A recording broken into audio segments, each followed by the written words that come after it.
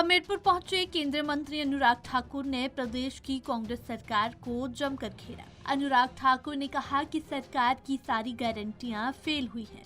युवाओं को रोजगार 2 रुपए किलो गोबर और महिलाओं को 1500 रुपए देने में सरकार नाकाम रही है, जिस कारण कांग्रेस अब मुंह छुपाती फिर रही है।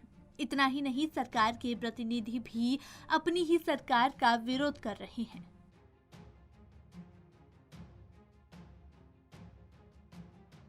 कांग्रेस का काम केवल ऐसा वातावरण खड़ा करना है,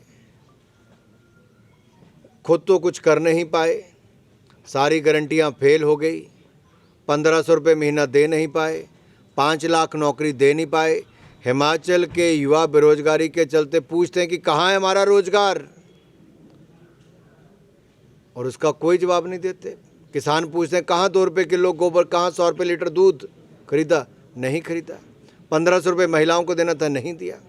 ऐसे ही अनेकों गारंटियां जो दी थी उनमें से कोई भी पूरी नहीं की, तो अब कांग्रेस मुंह छिपाती फिर रही है।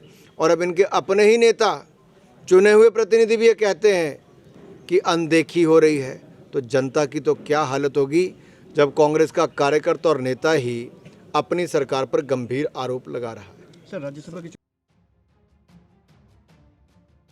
इस मौके पर अनुराग ठाकुर ने कांग्रेस और इंडी गठबंधन पर भी जमकर निशाना साधा। अनुराग ठाकुर ने कहा कि कांग्रेस और इंडी गठबंधन में आपसी तकरार देखने को मिल रही है, जिसके चलते कांग्रेस राष्ट्रीय अध्यक्ष मल्लिकार्जुन खड़गे बौखलाहट में बयानबाजी कर रहे हैं। उन्होंने कहा कि कांग्रेस की स्थिति ऐसी है कि नेता प्रतिपक्ष बनने के लिए भी कांग्रेस सीटों पर जीत हासिल नहीं कर पा रही है।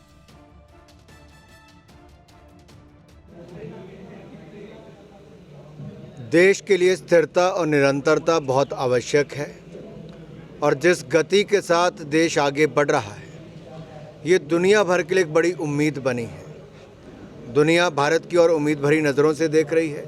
प्रधानमंत्री नरेंद्र मोदी जी के नेतृत्व में उनको बहुत उम्मीद दिखती है, और देश की जनता भी प्रधानमंत्री मोदी के साथ खड़ी है, भारतीय जनता पार्टी के साथ खड़ी है। एक के बाद दूसरा चुनाव जब कांग्रेस हारती है तो कभी ईवीएम पर ठीकरा फोड़ती है, कभी लोकतंत्र के खत्म होने की बात करती है, तो कभी जनता को कोसती है। सच्चाई ये है कि ना ये अपनों से न्याय कर पाए, ना जनता से, और एक एक करके इनके सहयोगी दल छोड़ते जा रहे हैं। और यही कारण है कि आज ममता बनर्जी इनसे मिलने से मना कर देती है, इनके सहयोगी दल इनको छोड़ के चले जाते हैं, और कई और जाने की तैयारी में ताक लगाए बैठे हैं। तो निश्चित तौर पर खड़गे जी, आपके लिए तो कठिन समय है, क्योंकि नहीं मिलती कि आपका नेता प्रतिपक्ष चुना जाए, और आगे भी नहीं मिलने वाली। सर, वहीं अनुराग ठाकुर ने ईडी की कार्रवाई से भाग रहे झारखंड के मुख्यमंत्री पर भी वार किया। अनुराग ठाकुर ने कहा कि किसी भी प्रदेश के मुख्यमंत्री पर भ्रष्टाचार के सीधे आरोप लगना और ईडी की कार्रवाई से भागना गंभीर विषय है। उन्होंने कहा कि लालू प्रसाद यादव ने भी लगातार भ्रष्टाचार किया था। अब लालू प्रसाद की पार्टी आरजेडी कार्यालय के बाहर प्रदर्शन करवा रही है। एक ऑफेंडर्स बिल हमने बनाया था जो देश के बैंकों के पैसा लेके भागे थे, ताकि यूपीए के समय पे जिन्होंने बैंकों के साथ हेराफेरी की और पैसे लेके भाग गए, उन भगौड़ों को पकड़ने के लिए तो हमने इकोनॉमिक ऑफेंडर्स बिल लाए, आर्थिक अपराध वाले भगौड़ों को। लेकिन अगर किसी राज्य के मुख्यमंत्री के ऊपर गंभीर भ्रष्टाचार के आरोप लगे हों, वो जांच एजेंसियों का सामना करने के बजाय भागते हों।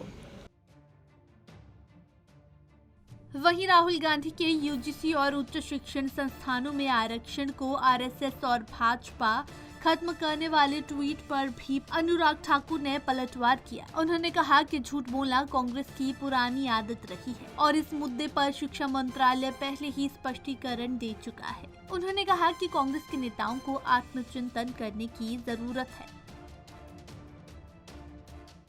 झूठ बोलना कांग्रेस की पुरानी आदत है, समाज में इस तरह का वातावरण खड़ा करना कांग्रेस की पुरानी आदत है, और एक नहीं अनेक बार डिपार्टमेंट ने भी कई बार क्लैरिफाई, पहले भी जब ऐसे के झूठी अफवाहें फैलाने का काम कांग्रेस करती तो सरकार ने उसमें पहले भी स्पष्टीकरण दिया है।